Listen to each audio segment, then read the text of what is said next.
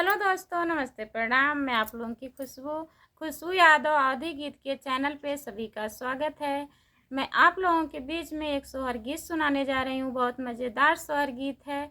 ननद भाभी का नोक झोंक सोहर गीत है। और ननद अपने भाभी से कैसे नेग मांग रही हैं, भाभी कितना बहाना कर रही हैं और बहाना करने के बाद भी नेग देना पड़ा उनको। मैं आप लोगों को गाना के माध्यम से सुनाने जा रही हूँ। आप लोग गीत को सुनिए और आनंद लीजिए और हमें ढेर सारा प्यारा आशीर्वाद दीजिए। कैसा लगेगा सोहर गीत आप लोग कमेंट में ज़रूर बताइएगा। ससुर से ननदिया माई, ससुर से ननदिया मैया गने में ठनगन करैया, गने में ठनगन करई हो। भौजी दैना दे तू हाथे के कागन ललनवा के भइल, ललनवा के भइल नु हो। बहर से ससुरुआ माई,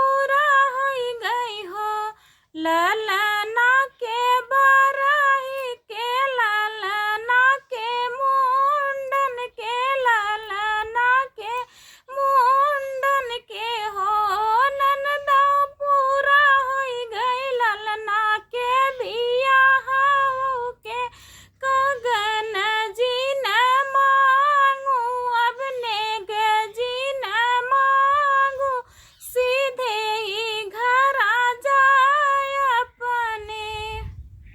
दोस्तों कैसा लगा कमेंट में बताइएगा आप लोग।